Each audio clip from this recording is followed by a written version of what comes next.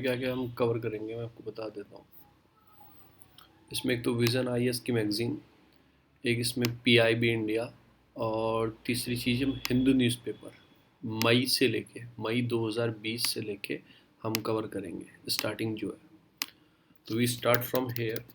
तो स्टार्ट करते हैं फॉर वर्ल्ड प्रेस फ्रीडम जो इंडेक्स है इंडिया की, जिसमें ड्रॉप आउट रैंक आई है इंडिया की, वर्ल्ड फ्रीडम जो इंडेक्स है, ठीक है ना, 182 रैंक आई है इंडिया की। और इसे कौन निकालता है? इसे निकालता है आपका not profit, Paris based organisation है, ठीक है ना। और रिपोर्ट विदाउट बॉर्डर इसे निकालता है, रिपोर्ट विदाउट बॉर्डर इसे निकालता है, ठीक है। तो इंडिया की इसमें अभी 142 है, इंडिया ड्रॉप आउट कर गया, तो इंडिया की जो फ्रीडम है, मतलब प्रेस फ्रीडम है, वो कम हुई है, ठीक है ना, इन कंपेयर टू 2019।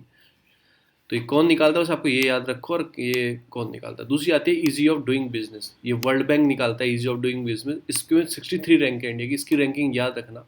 इसकी 63 रैंकिंग है, 190 नेशन की निकलती है।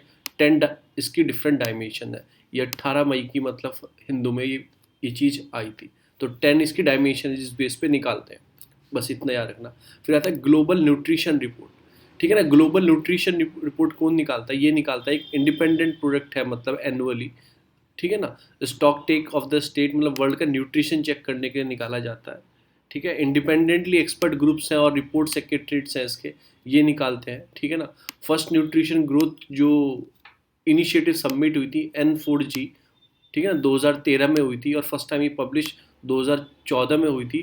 तो इसके कुछ उसने टारगेट सेट किए थे, 88 कंट्री को लेके टारगेट सेट किए थे कि 2025 तक ये टारगेट फुलफिल करने हैं, ठीक है ना। तो हम वो टारगेट हम फुलफिल नहीं कर पाएंगे, ठीक है ना। इसमें India has the highest rate of inequality in malnutrition, और according to global nutrition report, ठीक है ना, India miss all the target, मतलब मिस ऑल फॉर न्यूट्रिशन जो टारगेट जो दिए गए थे कम करने के लिए, जैसे इसमें रिप्रोडक्टिव एज को, चाइल्ड ओवरवेट को, ठीक है, वुमेन में एनीमिया की प्रॉब्लम को, ब्रेस्ट फीडिंग को, सारे टारगेट हम मिस कर जाएंगे। तो इस रिपोर्ट के अंदर ये आया था ग्लोबल न्यूट्रिशन रिपोर्ट। तो बस आप याद रखना इसमें टारगेट्स क्या आते हैं, मैटरनल, इन्फेंट और यंग चाइल्ड न्यूट्रिशन हम मीट करना 2025 तक, ठीक है ना। ये सारे अंदर टारगेट थे कि हम रिड्यूसिंग करते थे स्टंटिंग, स्टंटिंग को रिड्यूस करना था, मतलब कि 5 साल के अंदर अंदर अमीने को 50% कम करना था हमें, 19 से 49 ईयर की एज की वुमेन के अंदर में कम करना था हमें 50% के नियर अबाउट, 30% के नियर लो वेट, जो लो बर्थ वेट होता है उसको कम करना था। 5 साल के टारगेट है जो हमें 2025 तक कंप्लीट करने हैं। पर ये रिपोर्ट क्या बोल रही है, कहीं ना कहीं हम मिस कर जाएंगे। No increase in childhood overweight, जो ओवरवेट चाइल्ड होते हैं इसको इंश्योर करना है, उसको हमें कम करना था, और ब्रेस्ट फीडिंग को इंक्रीज करना था, ठीक है ना, 50% एटलीस्ट। और वेस्टिंग जो होता है, मतलब वेस्टिंग जो होता है चाइल्ड की रेडी, उसे भी 5% कम करना था, लेस देन 5% करना था हमें। तो हम ये टारगेट मिस कर जाएंगे जो ग्लोबल न्यूट्रिशन रिपोर्ट 2020 ने बोला है। दूसरी जो रिपोर्ट आती है वो आती है एनर्जी ट्रांजिशन इंडेक्स। ये बहुत इंपॉर्टेंट है क्योंकि वर्ल्ड इकोनॉमिक फोरम इसे निकालता है। स्वीडन ने टॉप किया है, 3 साल से लगातार स्वीडन इसमें टॉप कर रहा है, और 115 इकोनॉमी जो कंट्रीज़ हैं उनके हिसाब से निकाली जाती है, ठीक है ना। इसमें चाइना, इंडिया, इटली, जो चाइना, इंडिया और इटली है अमंग द कंट्रीज़ हैं, इन सब कंट्री ने इसमें एक तरीके से, इन सब कंट्री में इसमें एक तरीके से इम्प्रूवमेंट आया है, ठीक है ना। इंडिया की पोजीशन में 74 है, और ETI मतलब वर्ल्ड इकोनॉमिक फोरम निकालता है, ठीक है, बस इतना याद रखना। ये वाला एनर्जी आर्किटेक्चर परफॉर्मेंस इंडेक्स, ये भी कौन निकालता है? वर्ल्ड इकोनॉमिक फोरम निकालता है। तो ये होगी हमारी तीसरी रिपोर्ट। फिर आती है ग्लोबल फॉरेस्ट रिसोर्स असेसमेंट 2020। ये कौन निकालता है? यूनाइटेड नेशन का FAO है, फूड एग्रीकल्चर ऑर्गेनाइजेशन, इस रिपोर्ट को निकालता है। Africa is the largest annual rate of net forest loss, जो अफ्रीका में सबसे ज़्यादा नेट फॉरेस्ट का लॉस हुआ है, ठीक है ना। And follow by the south America, उसके बाद साउथ अमेरिका में हुआ है। और highest number of net gain, जो गेन हुआ है फॉरेस्ट का, वो कहाँ पे हुआ है? 2010 और 20 के बीच में एशिया में हुआ है। तो अभी कुछ चीज़ याद रखो, ये हो गया। फिर जो सबसे ज़्यादा फॉलो बाय, सबसे ज़्यादा गेन कहाँ हुआ है, लॉस कहाँ हुआ? अफ्रीका के अंदर। उसके बाद लॉस कहाँ हुआ है आपका? साउथ अमेरिका के अंदर। उसके बाद सबसे ज़्यादा गेन जो कहाँ हुआ है वो एशिया के अंदर हुआ है। और उसके बाद गेन सबसे ज़्यादा ओशियाना और यूरोप में हुआ है। ओशियाना वो ऑस्ट्रेलिया वाली साइड की सारी जितनी कंट्रीज़ हैं उनको ओशियाना बोल रहे हैं यहाँ पे, उनको यहाँ पे ओशियाना बोल रहे हैं। ठीक है ना, यूरोप में गेन हुआ है। Largest portion of world forest, मतलब ट्रॉपिकल जो मतलब जो पोर्शन है ना फॉरेस्ट का, एक पोर्शन होता है, मतलब ये कंपेयर करते हैं कि ट्रॉपिकल है, टेम्परेट है, सबसे ज़्यादा जो पोर्शन है वो ट्रॉपिकल का है, 45% में है, ठीक है ना, ट्रॉपिकल का। उसके बाद टेम्परेट है और उसके बाद सब ट्रॉपिकल है। वो टेम्परेट मतलब ऊपर वाला एरिया हो गया, जो ठंडे एरिया होते हैं मतलब टेम्परेट रीजन के। अब सब ट्रॉपिकल कौन सा हो जाता है, ट्रॉपिकल के ऊपर इंडिया का जो ऊपर वाला है ना नॉर्दर्न, जो अपन ट्रॉपिक ऑफ कैंसर के ऊपर आता है, इसे सब ट्रॉपिकल बोलते हैं। ट्रॉपिकल बिल्कुल इक्वेटर और ट्रॉपिक ऑफ कैंसर और कैप्रिकॉर्न के बीच में जो होता है उसे क्या बोलते हैं, उसे ट्रॉपिकल बोलते हैं। तो इसमें 54% ऑफ द वर्ल्ड फॉरेस्ट, मतलब जो 5 कंट्री हैं इसमें ही 54% है। कौन कौन सी हैं आपकी, रशिया हो गई, ब्राज़ील हो गई, कनाडा हो गई, यूनाइटेड स्टेट होगी और चाइना हो गई। इन्हीं 5 कंट्री के अंदर आपका 54% है, ऐसा रिपोर्ट बोल रही है। हाईएस्ट नंबर ऑफ प्लांटेशन कहाँ पे हुई है forest work in south America. जो परसेंटेज देखेंगे ना, highest number of percentage plantation forest की हुई है वो कहाँ हुई है, साउथ अमेरिका। और हाईएस्ट नेट लॉस कहाँ हुआ था आपका, Africa, follow by south America. Loss भी वहाँ पे हुआ और हाईएस्ट नंबर परसेंटेज प्लांटेशन की परसेंटेज भी साउथ अमेरिका में हुई है। सबसे कम यूरोप में हुई है। फॉरेस्ट आर द डिक्लाइन, जो ऑल ओवर वर्ल्ड में देखेंगे, पूरे वर्ल्ड में लगा के देखेंगे तो फॉरेस्ट का जो परसेंटेज है लास्ट 3 डिकेड में डिक्लाइन हुआ है, लास्ट 3 डिकेड में डिक्लाइन हुआ है। उसके बाद आता है ओपन स्काई ट्रीटी, ठीक है ना, ये 992 से स्टार्ट की गई थी, 34 कंट्री ने इसे साइन किया था। और इसमें क्या होता है, ये वॉच डॉग रखते हैं, एक तो मॉनिटरिंग करते हैं कि कोई कंट्री आर्म्स तो नहीं डेवलप कर रहा। एरियल हवा से दिखते रहते हैं, जैसे यहाँ से कोई यूएवी भेजेंगे इसराइल के हम ऊपर वॉच करना है, या फिर हमें ईरान के ऊपर कोई वॉच करना है, तो ये चेक करते रहेंगे ऊपर से कोई डेवलप तो नहीं कर रहा है, कोई न्यूक्लियर पावर प्लांट तो डेवलप नहीं कर रहा है, न्यूक्लियर की इनहेंसिंग तो नहीं कर रहा है, उसको चेक करते हैं। तो ओपन स्काई ट्रीटी हुई थी 992 में हुई थी और 2002 से इफेक्टिव हुई थी। 34 कंट्री ने इसे साइन किया था। Monitoring arm develop by the conducting surveillance flight भेजते हैं, ठीक है ना, ओवर द टेरिटरी। जैसे इंडिया के ऊपर भेज देंगे, जो कंट्रीज ने साइन किया है वो भेज के चेक कर लेंगे एक दूसरे की। तो ये एरियल सर्विलांस सिस्टम है, हवा में सर्विलांस सिस्टम है, हवा से चेक करते हैं, ठीक है ना। अभी इसमें इंडिया इसका इसमें नहीं है, India is not a member, याद रखना, इंडिया इसका मेंबर नहीं है। और यूनाइटेड स्टेट ने अभी से विड्रॉल करने के लिए बोला है। अभी जो हम पढ़ रहे हैं मई की न्यूज़ पढ़ रहे हैं, ये हम पढ़ रहे हैं मई की न्यूज़। तो मई में कौन थे उसमें, आपके ट्रम्प जीते। ट्रम्प जीतने इसमें क्या बोला था, विड्रॉ करने के लिए। अब देखते हैं क्या बोलते हैं बाइडेन, क्या बोलते हैं। तो ओपन स्काई ट्रीटी है, क्यों बोला उन्होंने कि रशिया वॉयलेट कर रहा है इस ट्रीटी को, वो कंटिन्यूसली डेवलप कर रहा है और इस ट्रीटी को वॉयलेट कर रहा है, तो इसलिए ओपन स्काई ट्रीटी। इंडिया इसमें नहीं है, इतना बस याद रखना। हम क्या पढ़ रहे हैं, पीआईबी, हिंदू और आपका विजन आईएएस, उसका तीनों का एक साथ रिवीजन कर रहे हैं, तीनों को एक साथ, मई 2020 से। दूसरी आती है one country two system formula, ये आप न्यूज़ में बहुत बार था, हांगकांग का इशू था। हांगकांग में थोड़ी सी स्टोरी आपको बता दूं, ये एक स्पेशल मतलब एडमिनिस्ट्रेशन रीजन था, चाइना के अंडर 997 से आया और 999 से आया, क्योंकि दो रीज़न है, हांगकांग नहीं है, दो रीज़न है, एक तो आपका हांगकांग है और एक आपका मकाऊ करके जगह है।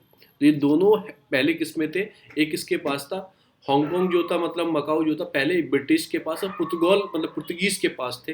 वो हैंड ओवर करके चले गए थे किसको, चाइना को हैंड ओवर। और क्या बोल के गए थे, वन कंट्री तो रखो पर टू सिस्टम चलाओ एडमिनिस्ट्रेशन के, ऐसे फॉर्मूले पे वर्क करो जो उन्होंने साइन किए थे। और ऐसा सिस्टम आने वाले 50 साल तक रखो। पर चाइना क्या कर रहा है, टेक ओवर कर रहा है, वन कंट्री वन सिस्टम करने की बात चल रहा है, तो वो एक तरह से वायलेशन है। तो आप थोड़ी सी स्टोरी याद रखो, वन कंट्री टू सिस्टम किस में चलता है, ये चाइना के अंदर जो, और हांगकांग वाला प्रॉब्लम जो स्टार्ट है उसके अंदर में ये है। फिर आता है वन चाइना पॉलिसी, ठीक है ना, वन चाइना पॉलिसी, एक सॉवरेन स्टेट अंडर चाइना ने, चाइना बोलता है वन चाइना पॉलिसी कि चाइना का ही पार्ट है सब कुछ, ठीक है ना, कोई टू स्टेट का आइडिया नहीं है। जैसे आपका people Republic of China, Republic of China, ऐसा कुछ नहीं है, बस वन चाइना ही है, प्रिंसिपल फॉलो करता है। जैसे थाईलैंड ताइवान को अपना बताता है, ताइवान क्या बोलता है, हम रिपब्लिक ऑफ चाइना है, तो ये क्या बोलता है, मेन लैंड ऑफ चाइना है। तो मतलब चाइना क्या बोलता है, वन चाइना पॉलिसी, इसी से लिंक था, तो वन चाइना पॉलिसी को चाइना फॉलो करता है। उसके बाद आता है new south bound policy. New south bound policy किसके बीच में है, ये किसके बीच में, ताइवान के बीच में है, ठीक है। ताइवान ने लॉन्च की है ये 2016 में, मतलब ये लॉन्च हुई थी, मतलब ठीक है ना, एनएसपी ताइवान ने लॉन्च की 2016 में, और 3 फेसेस 994 से go to the south policy. इसका एम क्या है, expand Taiwan ties with the south east Asia, Australia. देखो ताइवान का जो रीजन है ना, ताइवान का रीजन कहाँ आता है, उसके बीच में कौन सी सी आती है, आप ये जाके मैप में देखना। स्ट्रेट कौन सी आती है वो जाके मैप में देखना, इधर चाइना है उसमें, ठीक है ना, उनका इशू चलता रहता है। तो ताइवान को क्या अपने को एक्सपेंड करना है, पूरे देश से कनेक्शन करना है, तो उसने क्या स्टार्ट की थी, न्यू साउथ बाउंड पॉलिसी। किसकी है, ताइवान की है, 2016 में। क्यों, अपने को एक्सपेंड करने के लिए, ठीक है ना, कहाँ पे, साउथ ईस्ट एशिया में, ऑस्ट्रेलिया में, न्यूजीलैंड में, and move away from China, ठीक है ना, क्योंकि चाइना उसको हर चीज़ से रोक लगाता है उसमें, तो उन्होंने अपनी एक अलग से चला गया। तो किसकी है न्यू साउथ बाउंड पॉलिसी, ये ताइवान की है, ठीक है ना, ये याद रखा। फिर आता है Oslo peace process. Oslo peace process किसका है, किसका, इसराइल और फिलिस्तीन के बीच में साइन हुआ था ओस्लो, ओस ठीक है ना, ओस्लो साइन हुआ था 1990, मतलब 1990 में, ठीक है ना। ओस्लो वन हुआ था 1993 में, फिर कुछ और भी हुए हैं, मतलब कि, पर ये सक्सेसफुल नहीं हो पाए। सक्सेसफुल क्यों नहीं हो पाए, क्योंकि इनका इशू वहीं पर अटक जाता है, गाज़ा पट्टी पे हो गया, फिर आपका वेस्ट बैंक पे हो गया, वहीं पर अटक जाते हैं। तो आपको लोकेशन चेक करनी है, गाज़ा, आपका गाज़ा स्ट्रिप कहाँ पे है, और फिर उसके बाद वेस्ट बैंक किस कंट्री से टच करता है, ये आप खुद चेक करो एक बार जाके। मैं कई बार बता भी चुका हूँ, पर ये लोकेशन आप खुद चेक करो, क्योंकि फेवरेट पार्ट है ये इसराइल वाला, मतलब ईस्ट आपका वेस्ट एशिया वाला ना, यूपीएससी का फेवरेट पार्ट है। कंटिन्यूसली बैक टू बैक दो क्वेश्चन, सेम क्वेश्चन दोनों बार पूछा है उसने, इस रीजन से शायद 18-19 में back to back same question पूछा है। तो आप प्लीज़ ये याद रखना कहाँ पे है। तो इसमें क्या ऑफिशियली कॉल्ड इसराइल फिलिस्तीन इंटरिज्म एग्रीमेंट, उसमें इंटरिम एग्रीमेंट हुआ था ऑन द वेस्ट बैंक और गाजा के ऊपर 995 में, इसे ओस्लो बोला जाता है, इतना याद रखना, इसराइल से रिलेटेड है। फिर उससे विड्रॉल कर गए थे, मतलब उससे विड्रॉल किस बात पे कर गए थे, स्टेट ऑफ फिलिस्तीन जो है ना उसकी बात पे, मतलब ये हमारे अंडर होनी चाहिए, जेरूसलम हमारे अंडर होना चाहिए, तो विड्रॉल कर गए थे दोनों एक दूसरे में। तो ये रखना कि ओस्लो पीस किसके बीच में, इसराइल और फिलिस्तीन के बीच में, किस इशू के ऊपर, वेस्ट बैंक और गाजा की इशू के ऊपर है, ठीक है ना। अभी ये विड्रॉल कर दिया था, मतलब कि पीएलओ ने, मतलब जो फिलिस्तीन लिबरेशन ऑर्गेनाइजेशन है और स्टेट ऑफ फिलिस्तीन ने विड्रॉल कर दिया था, इसमें कुछ की प्रोविज़न सेट नहीं हुए थे, तो विड्रॉ कर दिया था। तो आपको ओस्लो अकॉर्ड आ जाए या फिर ओस्लो पीस प्रोसेस आ जाए उस चीज़ के लिए। उसके बाद आता है कि face out trade deal between, जो चाइना यूएस के बीच में एग्रीमेंट चला हुआ, जो ट्रेड वॉर चली हुई है, तो उन्होंने फेस वन ट्रेड डील किया था कि चलो हम डील दोबारा से स्टार्ट करते हैं, पर वो सक्सेसफुल नहीं हुई, ये मत पढ़ना। उसके बाद आता है आपका पेंगोंग तैसो लेक, जो अभी इशू चल रहा है पेंगोंग तैसो लेक का, ठीक है ना, ईस्टर्न लद्दाख में आती है, और Himalaya at the highest approx इतनी ऊपर ये है। 1/3 ऑफ वाटर इसका इंडिया के पास है, कंट्रोल में, मतलब 1/3 ऑफ रीजन इसका वेस्ट वाला जो इंडिया के कंट्रोल में है, और सारा region, rest of the region China के कंट्रोल में। और ये थेसिस मतलब जियो सिंक्लाइन पे बनी हुई, जैसे आपने कॉलेशन हुआ ना इंडिया और, मतलब कि इंडियन प्लेट का, यूरेशिया प्लेट का, तो जो थेसिस वहाँ पे सी थी उसके जियो सिंक्लाइन पे बनी हुई है, ठीक है ना। इतना बस याद रखना, वर्ल्ड की हाईएस्ट सॉल्ट वाटर लेक है, हाईएस्ट मतलब ऊंची, लार्जेस्ट नहीं है, हाईएस्ट सॉल्ट वाटर लेक है। इसमें फिर कुछ नहीं हुआ है, मतलब कई बार हम अपनी peace and tranquillity along the LAC के लिए हम साइन कर चुके हैं एग्रीमेंट, बॉर्डर 996 पे हमने साइन किया था, ठीक है ना। फिर कॉम्बैक्ट एयरक्राफ्ट, मतलब ये सब चीज़ें, बॉमर, ये सब चीज़ें हम 10 किलोमीटर के एरिया में एलएसी के में नहीं लेके आएंगे, इस ट्रीटी के अंदर साइन किया था। पर फिर क्या रीज़न हुआ, फिर भी हम उस रीज़न में टैंक्स लेके आए, सब कुछ लेके आए। तो ऐसे हमने ट्रीटी साइन की थी, ये याद रखना। Peace and tranquillity LAC Indian China के बीच में हुई थी, बॉर्डर एरिया 1996 में। उसमें कॉम्बैक्ट एयरक्राफ्ट हो गए, कुछ भी हो गए, fighter, Baumer, military trainer, army के हेलीकॉप्टर, कुछ लेके नहीं आएंगे। Not fly with in 10 kilometre of LAC, 10 kilometre of LAC, फिर भी हमारा आगे बढ़ गया। मैंने आपको पढ़ा चुका हूँ, मैंने आपको पढ़ाया था, दिपसेंग प्लेन पढ़ाए थे, उसके नीचे कौन से आते हैं, उसके गैरो गलवान वैली आती है, गलवान के आपको चुसूल आता है, यहाँ पे स्पेंगमिक विलेज आता है, फिर आपका डेमचौक आता है, मैं कई बार आपको पढ़ा चुका हूँ। एक लोकेशन ऊपर से नीचे तक आप जाके एक बार और चेक कर लेना कहाँ पे कौन सी लोकेशन आती है, आगे आएंगी मैं आपको बता दूंगा जैसे ये आएंगी लोकेशन। फिर आता है आपका नाकुला, जैसे मैंने आपको सिक्किम पढ़ाया था, तो मैंने यहाँ पे पढ़ाया था मैंने आपको नाकुला पास, नाकू, ठीक है ना। फिर मैंने पढ़ाया था यहाँ पे नाथुला, उसके नीचे आता है आपका, जिलेपला, ये पास है। नाकुला बिल्कुल ऊपर के साइड में, तो सिक्किम के ऊपर के साइड में आप ऐसा याद रखो, नाकुला, ठीक है ना। रिवर तिस्ता यहीं से ओरिजिनेट होती है, आपका चू लामो से करके बोलते हैं, यहाँ से रिवर आपके तिस्ता निकल के आती है और ब्रह्मपुत्र में जाके मिलती है। और सिक्किम में दूसरे पास कौन से, नाथुला, और जिलेपला पास। मैंने लोकेशन नहीं बता दी, सबसे ऊपर नाकुला आता है, फिर आपका नथुला आता है, फिर आपका आता है जिलेपला पास। बस इतना याद रखना, दोनों सिक्किम में है और चाइना से कनेक्शन रखते हैं। उसके बाद आता है रोहतांग पास। ये कहाँ पे पड़ता है? पीर पंजल में पड़ता है और कुल्लू वैली को कनेक्ट करता है विद द लहूल, आपका लहूल और स्पीति वैली हिमाचल प्रदेश को कनेक्ट करता है। ठीक है ना, पीर पंजाल में है, इतना याद रखना इसके बारे में। फिर आता है गलवान वैली। गलवान वैली क्या है आपको पता ही, मैंने अभी बताई आपको। ये चाइनीज़ वहाँ पे एग्रेशन हुआ था, मतलब चाइनीज़ से हमारा स्टैंड ऑफ हुआ था गलवान वैली में। अभी हमारे आर्मी के जवान शहीद हुए थे। और during the British time the rule in India, मतलब टू बॉर्डर थ्योरी, मतलब बिटवीन इंडिया, मतलब क्या हो गया जब जब ब्रिटिश टाइम था ना, तो क्या हुआ था, चाइना के हमारे बीच में दो बार बॉर्डर के बात स्टार्ट हुई थी। एक को बोलते हैं जॉनसन लाइन, वो कब हुई थी, और दूसरी को बोलते हैं आपके मैकडोनल्ड लाइन।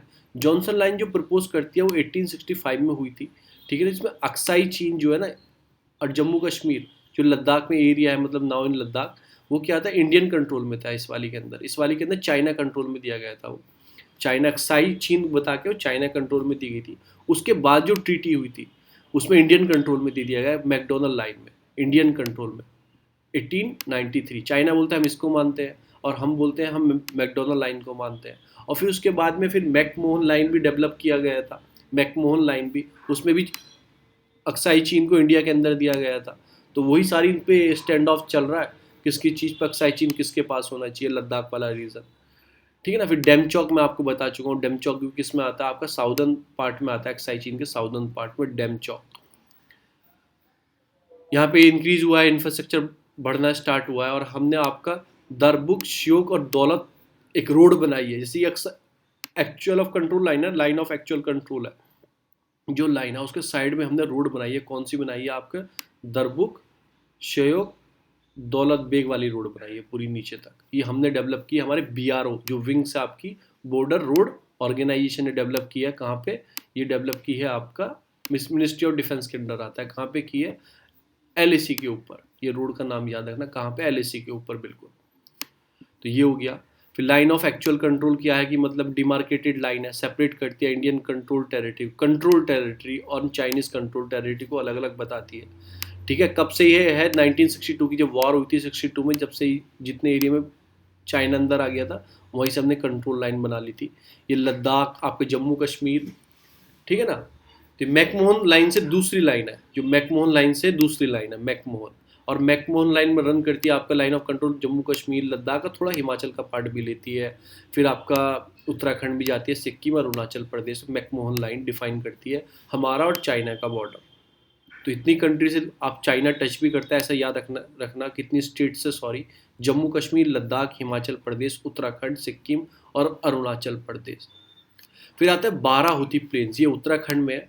ठीक है ना। ये फर्स्ट टाइम मतलब कि चाइनीज इंट्रूसीव में इंडियन सॉइल को क्लेम किया गया था। ये हमारी है 1954 में।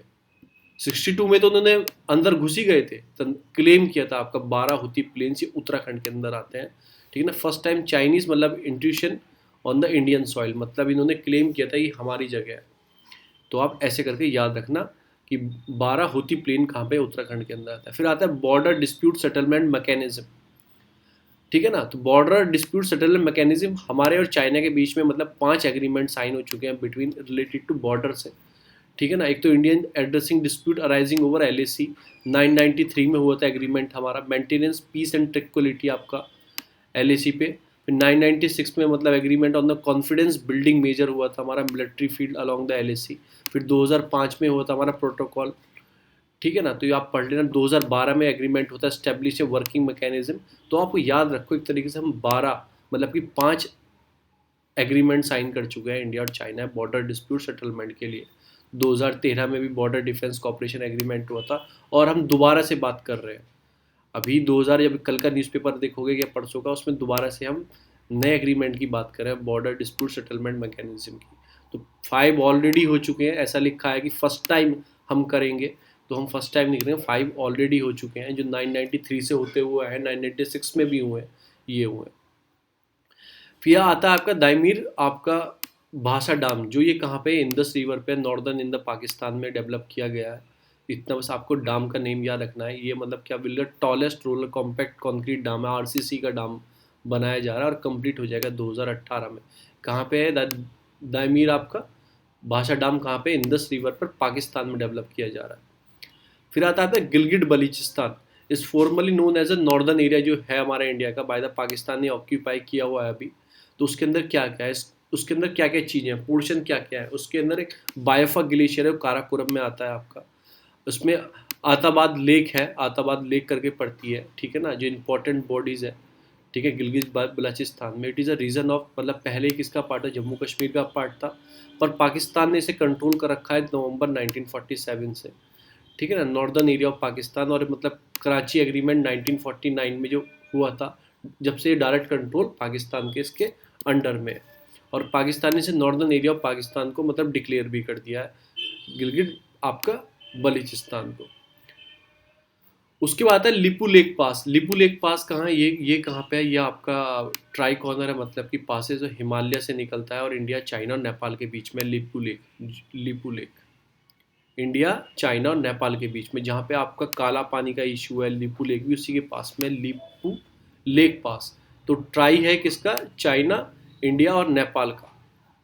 यहाँ से रोड भी जाती है आपकी, काला पानी के एरिया पड़ता है आपका, कैलाश मानसरोवर यात्रा भी यहीं से जाते हैं, ठीक है ना। कहाँ पे पड़ता है, पिथौरागढ़ डिस्ट्रिक्ट में पड़ता है आपका। तो उसमें आपको चीज़ें बताता जा रहा हूँ।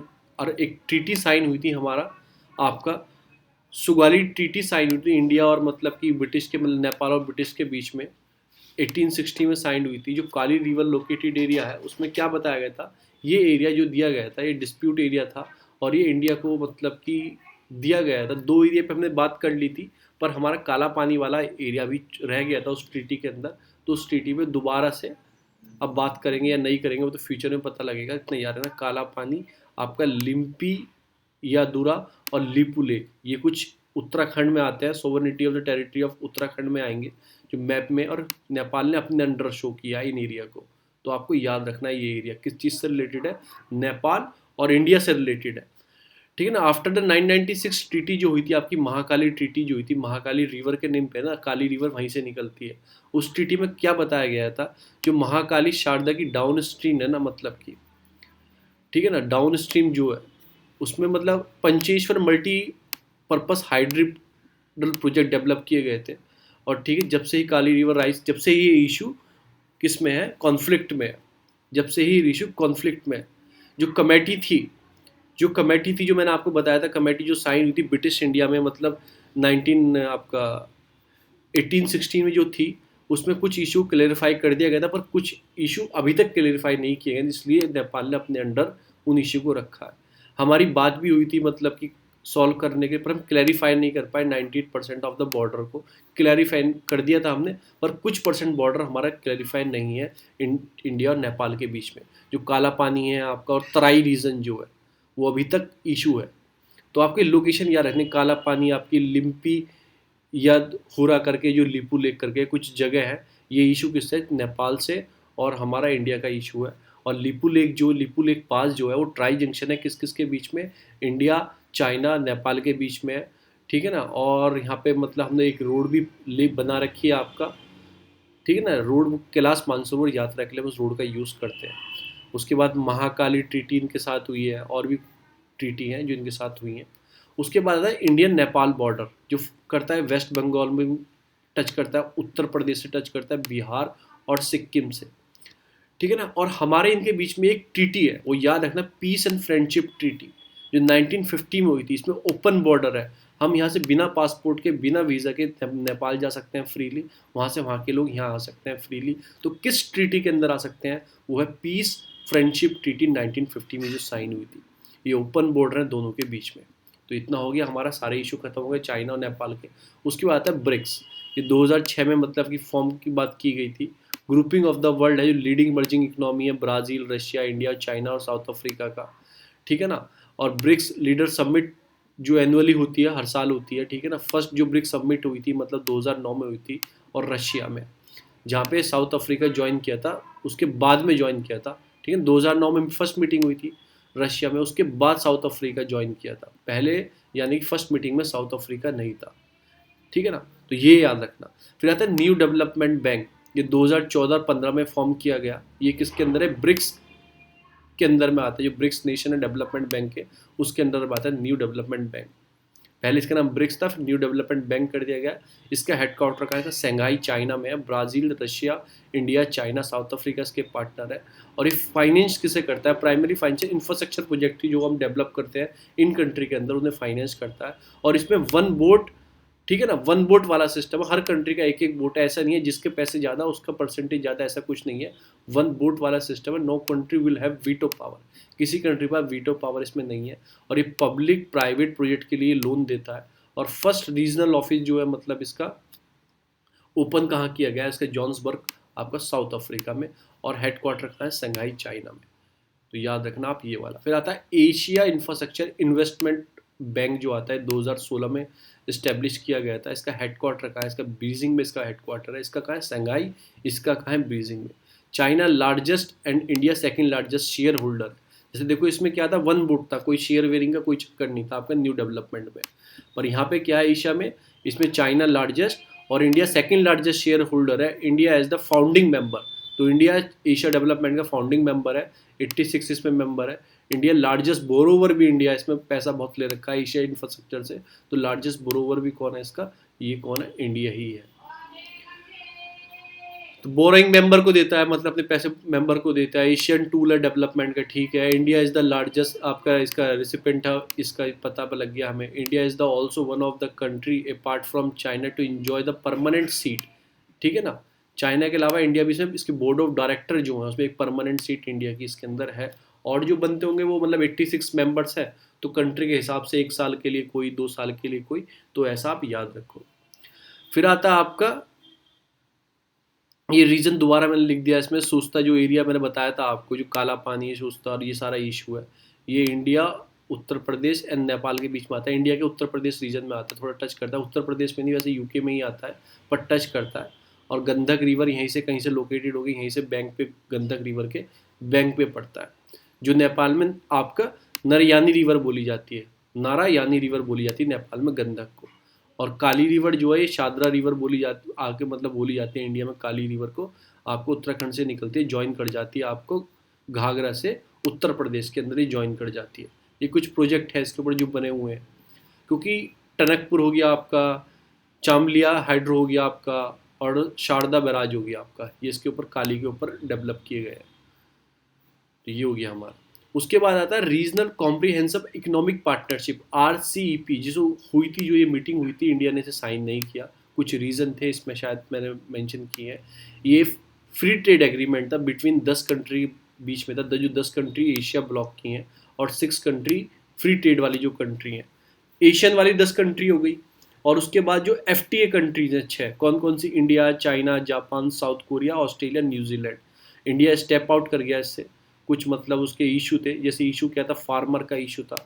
जब देखो ओपन मार्केट हो जाएगा इस कंट्री के, ओपन मार्केट इस कंट्री, फिर डंपिंग स्टार्ट हो जाएगी ना। फिर फार्मर जो हमारे कमज़ोर है, वहाँ से सामान आना यहाँ स्टार्ट हो गए तो और कमज़ोर हो जाएंगे। तो फार्मर सेक्टर का, MSME का और डेयरी सेक्टर का, जो न्यूजीलैंड ऑस्ट्रेलिया, इसका डेयरी सेक्टर बहुत अच्छा है। अगर ये आपका रीजनल कॉम्प्रिहेंसिव इकोनॉमिक पार्टनरशिप हो जाती तो सब कंट्री FTA साइन हो जाता। फिर कोई कंट्री हमारे यहाँ मतलब क्या करती है? एक्सपोर्ट करती है डेयरी प्रोडक्ट को, डेयरी सेक्टर को यहाँ पे सेंड करती है। तो हमारे क्या होता है, जो हमारे लोकल डेयरी सेक्टर है वो डिस्ट्रॉय हो जाता।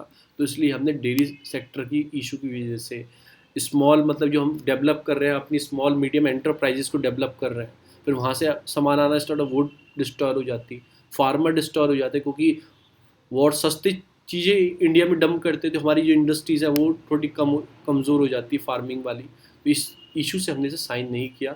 याद रखना 10 तो एशियान जो कंट्री है, एशियान जो ग्रुप है उसके 10 मेंबर और 6 FTA के मेंबर को साइन करना, पर इंडिया ने साइन नहीं किया। तो आपको याद रखना 5 इसमें कितने हो गए? 15 ही मेंबर हैं आपका RCEP में। उसके बाद है शार्क। शार्क ऐसा आपको पता है एक वेलफेयर प्रमोट द, मतलब साउथ एशिया के लिए बना हुआ है। इसमें 8 मेंबर्स हैं, याद रखना 8 मेंबर्स हैं। नेपाल, भूटान, इंडिया, मालदीव्स, अफगानिस्तान, बांग्लादेश, पाकिस्तान और श्रीलंका। आपको क्या लगा, जो ये सारे बॉर्डरिंग स्टेट है जो इंडिया से कहीं ना कहीं बॉर्डर छूती हैं, चाहे मैरीटाइम बॉर्डर भी टच करती हैं। देखो नेपाल भी करता है, भूटान भी करता है, इंडिया भी करता है, मतलब इंडिया से मालदीव्स भी करता है, कि मैरीटाइम ये भी छूता है नीचे से। अफगानिस्तान भी करता है, बांग्लादेश भी करता है, पाकिस्तान भी करता है, और श्रीलंका भी कहीं ना कहीं मैरीटाइम को टच करता है। तो दो कंट्री कौन सी नहीं है, एक तो चाइना नहीं है, चाइना को भले से हमने ऑब्जर्वर स्टेटस दिया और चाइना नहीं है इसके अंदर, और दूसरी कौन सी, म्यांमार नहीं है इधर से। तो ऐसे आप यारो शार्क के अंदर चाइना नहीं है, म्यांमार नहीं है। हेडक्वार्टर इसका कहाँ है, काठमांडू नेपाल में। इसकी मीटिंग 2020 में होनी थी, पर कोविड की वजह से और जो हमारा इशू चालू है बिटवीन मतलब कि इंडिया और पाकिस्तान का, उसमें क्या है कि पहले आप टेररिज्म कम करो तब हम शार्क पे बात करेंगे।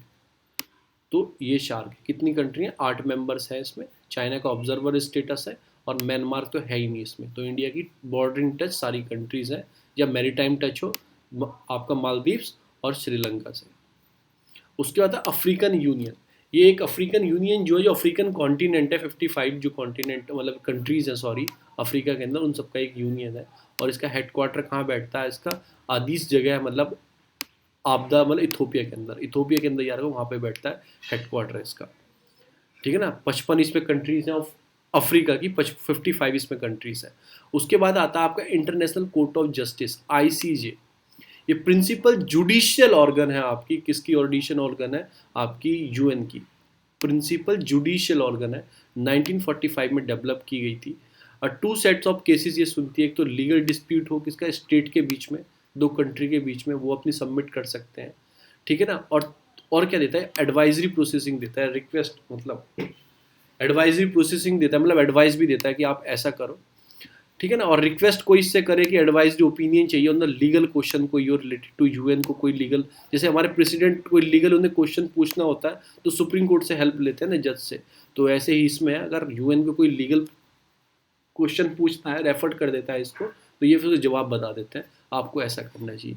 तो ये 2 टाइप्स ऑफ केसेस देखती है, एक तो डिस्प्यूट हो, ठीक है ना, कंट्री के बीच में, और दूसरा एडवाइजरी प्रोसेसिंग भी देती है। ठीक है ना। तो ये क्या है कि जुडिक्शन में डील क्या होता है, एप्लीकेशन फॉर्म द इंडिविजुअल का नहीं लेती है। कोई इंडिविजुअल जाएगा कंपनीज के अंदर जाएगी तो उनके फॉर्म ही नहीं लेती है, कोई उनके इंडिविजुअल तरीके से नहीं देखती है, ना NGO को देखती है, ना प्राइवेट ग्रुप को देखती है। ठीक है ना, क्या उनके राइट्स है, बस ये क्या चेक करती है, स्टेट जो कंट्री हैं UN के अंदर, उन्हीं को, मतलब उनका कोई डिस्प्यूट हो, कोई एडवाइजरी में प्रोसेसिंग लेनी हो, उसी को। 15 जज इसके अंदर होते हैं, इलेक्टेड बाय द UN, जो GA कंट्री हैं उनके हिसाब से बनते हैं, और UN सिक्योरिटी काउंसिल जितनी कंट्री हैं उनमें से इलेक्टेड होते हैं 9 साल के लिए। तो 15 जज हैं। अब ये बताना है कि इंडिया का कोई जज इसमें है क्या, नहीं है। इंडिया का जज है, आप बताना कौन है, वो है। और इलेक्टेड हर 3 साल में किया जाता है, कुछ रिटायर होते रहते हैं, कुछ बनते रहते हैं। इसका हेडक्वार्टर कहाँ है, पीस प्लेस हेग नीदरलैंड के अंदर है। इंडिया इसका फाउंडिंग मेंबर है ICJ का, इंडिया इसका फाउंडिंग मेंबर है ICJ का। अब एक है इंटरनेशनल कोर्ट ऑफ जस्ट, मतलब सॉरी आपकी इंटरनेशनल क्रिमिनल कोर्ट भी है, ICC। तो ICC में इंडिया उसका मेंबर नहीं है, ना ही इंडिया ने उस साइन किया है ट्रीटी। तो आप देखना, ना ही US उसका मेंबर है, ठीक है ना ही उसका चाइना उसका मेंबर है। ठीक है ना, ये ICC अलग है, वो क्रिमिनल कोर्ट है, वो इंडिविजुअल मैटर भी सुन सकता है। थोड़ा मैंने आइडिया दे दिया। उसका हेडक्वार्टर भी आपका हेग नीदरलैंड के अंदर है। ICC रोम स्टेट्यू करके उसका प्रिंसिपल है मतलब। तो आप यार ना ICC ICJ में डिफरेंस समझना, वो UN की नहीं है, पर UN उसको कोई ना कोई केस दे देता है। अगर कोई केस इंडिविजुअल UN के सामने आया तो UN रेफर कर देता है केस, पर वो UN की कोई ऑर्गन नहीं है ICC। और ना ही इंडिया ने उसे साइन किया, ना US ने साइन किया, ना चाइना ने उसे साइन किया। तो ये कुछ परमानेंट 5 जो कंट्रीज़ हैं उन्होंने भी, उसे बहुत सारी कंट्री ने उसे साइन नहीं किया ICC को। तो अब ऐसा कन्फ्यूज़न मत होना ICJ में और ICC में, दोनों का हेडक्वार्टर हेग और नीदरलैंड के अंदर ही है। उसके बाद आता है आपका organisation of Islamic cooperation, OIC। ये 1963 में फाउंड हुई थी, 1969 में फाउंड हुई थी। 57 मेंबर्स हैं, जो मुस्लिम्स कंट्री है ना वो इसके मेंबर्स हैं, इंक्लूडिंग ईरान एंड पाकिस्तान। ठीक है ना। और इसका आपके जिद्दा जो जगह है सऊदी अरेबिया में, जैसे आप मैप पढ़ोगे रेड सी वाला एरिया पढ़ोगे जो सऊदी अरेबिया में टच करता है, तो उधर की साइड आपकी जिद्दा पड़ती है। ठीक है ना, जैसे आपके रेड सी वाला एरिया है तो यहाँ पे ही आपको जिद्दा जो पड़ेगी, उसी के अंदर इसका हेडक्वार्टर है। और एक कलेक्शन वॉइस है मुस्लिम कंट्रीज़ की, मतलब ये जितनी मुस्लिम कंट्रीज़ हैं उन सबको एक साथ लिंक किया जाता है, उनकी एक तरफ से कलेक्टिव वॉइस है ये। और मतलब इसकी परमानेंट आपकी डेलीगेशन है, मतलब कि ठीक है ना, OIC है permanent delegation to United State के अंदर इसकी डेलीगेशन जाती है, परमानेंट डेलीगेशंस है। और यूरोप यूनियन के अंदर भी इसकी डेलीगेशन है, मतलब डेलीगेशन सेंड करते हैं, जब मीटिंग होगी यूनाइटेड नेशन की डेलीगेशन जाती है। इंडिया मतलब इस ऑर्गेनाइजेशन में मतलब अभी तक नहीं है, इस ऑर्गेनाइजेशन, उसके बावजूद भी इंडिया 12% वर्ल्ड की मुस्लिम पॉपुलेशन इंडिया में है, पर इंडिया इसका मेंबर नहीं है। क्यों नहीं है? क्योंकि पाकिस्तान उसे ब्लॉक कर देता है इसमें अंडर आने से, बिकॉज ऑफ कश्मीर इशू। और ये सेकंड लार्जेस्ट इंटर गवर्नमेंट, मतलब जितनी इंटर गवर्नमेंट वाली होती है ना, मतलब देशों की, ये सेकंड लार्जेस्ट ऑर्गेनाइजेशन है आफ्टर यूएन। इंटर गवर्नमेंट याद रखना, इंटर गवर्नमेंट। इससे मत देखना कि 55 मतलब इतने, सॉरी इसमें कितने कंट्रीज हैं उससे चेक मत करना आप। 57 कंट्री उससे चेक मत करना, और हो सकती है 60 हो सकती है किसी में, पर इंटर गवर्नमेंट होनी चाहिए। तो यूएन के बाद सबसे बड़ी ऑर्गेनाइजेशन कौन सी है आपकी? OIC है। इतना। फिर आता है ओपेक प्लस, और ओपेक प्लस एग्रीमेंट क्या है? ये 3 year pact between the OPEC और रशिया के बीच में है। Saudi Arabia Russia come together दोनों साथ में आए हैं। ठीक है, ये क्या करेंगे, मतलब अभी क्या है इनमें लड़ाई वॉर क्या चली हुई है कि सब प्रोडक्शन बढ़ा रहे हैं। ठीक है, प्रोडक्शन बढ़ा रहे हैं तो मार्केट में क्या बढ़ रहा है कि सप्लाई बढ़ रही है, तो उससे क्या डिमांड है, सप्लाई बढ़ाओगे तो पैसे नीचे गिरेंगे। तो इन्होंने क्या किया, ओपेक कंट्री में कौन सा आता है आपका? सऊदी अरेबिया आता है। ओपेक प्लस में कौन सा आता है? रशिया, ये वो सब आते हैं।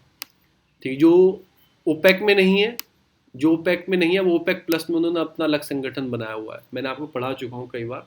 तो इन्होंने एक एग्रीमेंट साइन किया कि जब हम कट करेंगे अपने आउटपुट को, कि स्टेडी प्राइस आ चुके, मैंने बताया ना सप्लाई दोनों बढ़ा, लड़ाई चली हुई है। सऊदी अरेबिया अपनी सप्लाई बढ़ा रहा है कि हम ज़्यादा प्रोडक्ट करेंगे, प्रोडक्शन बढ़ाएंगे, और इधर रशिया अपना प्रोडक्शन इंक्रीज करने में लगा हुआ है। तो इसमें क्या है, प्राइस डाउनफॉल हो गए, और इन्हें कहीं ना कहीं ओपेक क्यों बन रहे हैं कि प्राइस को मेंटेन रखा जाए, सप्लाई को मेंटेन रखा जाए, तो प्राइस हाई रहे मार्केट में। तो ये तो इनमें साइन हुआ है, बस इतना याद रखो। ओपेक प्लस में कौन कौन सी कंट्री है आपका? ओपेक प्लस में कौन कौन सी कंट्री है?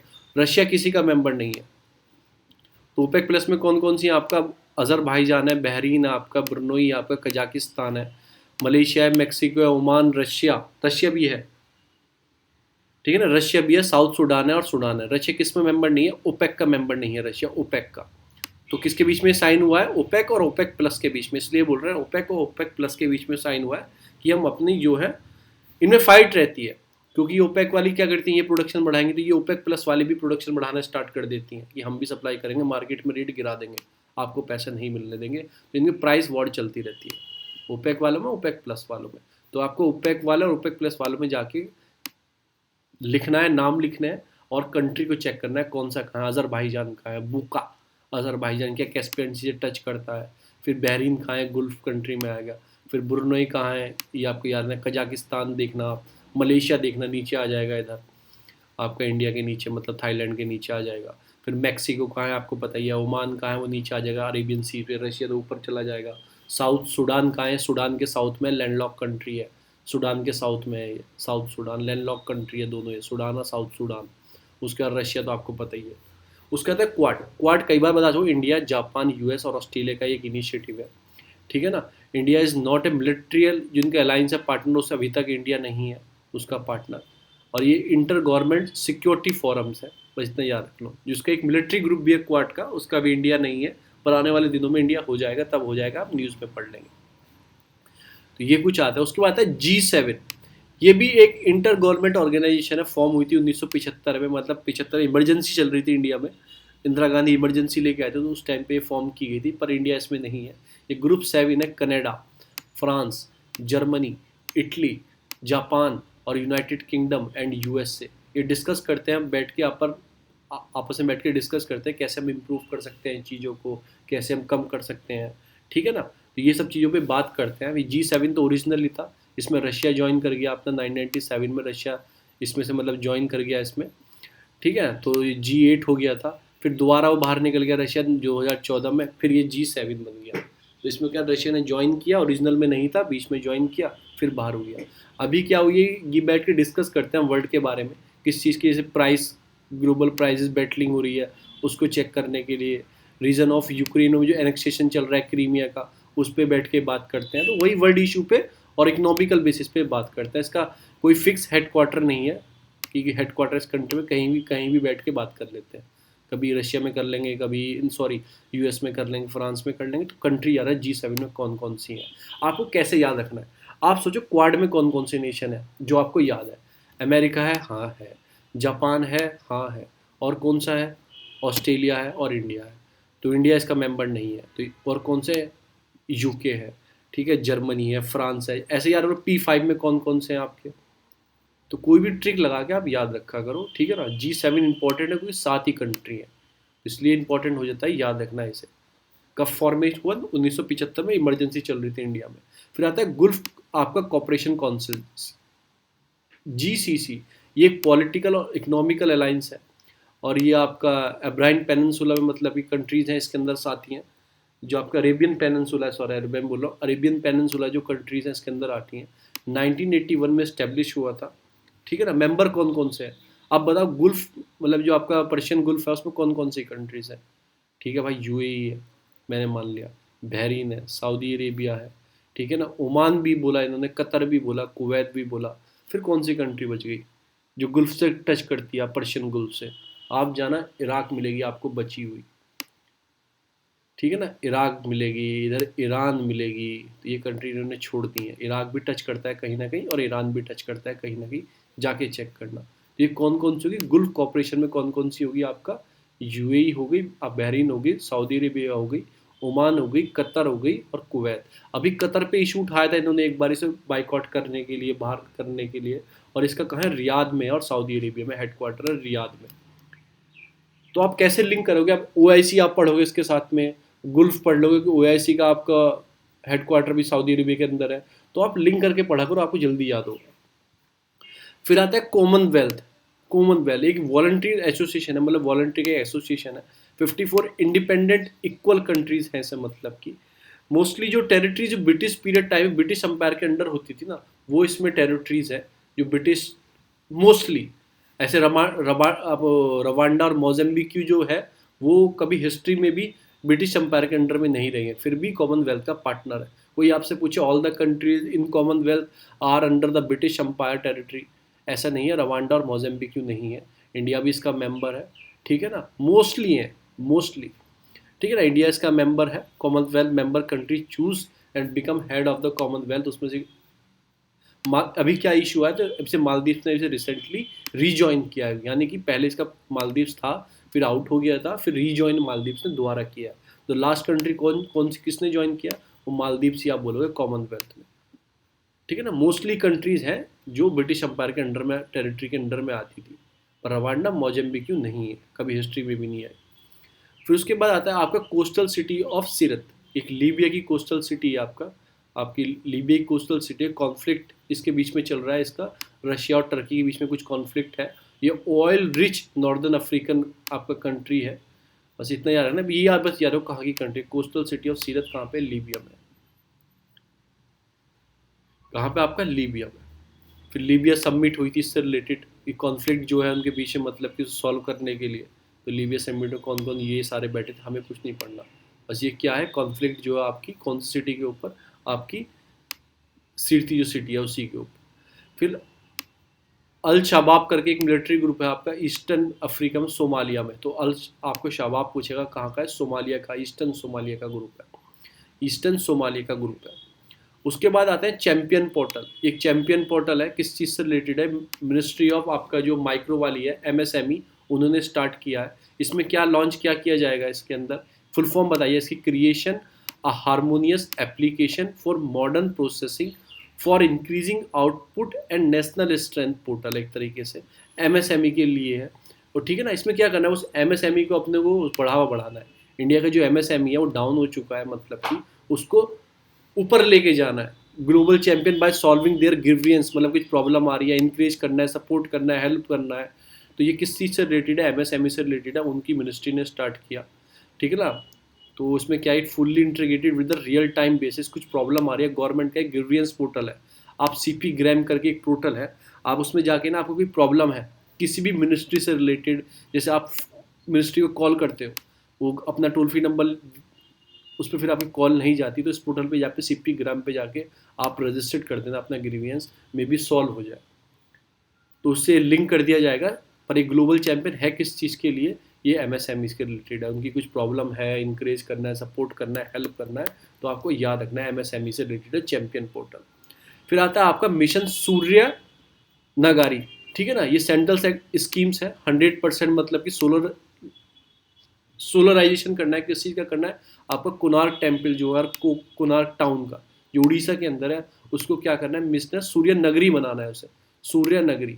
तो कौन से है, कोणार्क जो सन टेम्पल है आपका, कोणार्क टाउन है उड़ीसा के अंदर, उसको बनाना है। और इसे कौन बना रहा है, इसे Orissa renewable energy department agency से डेवलप कर रही है।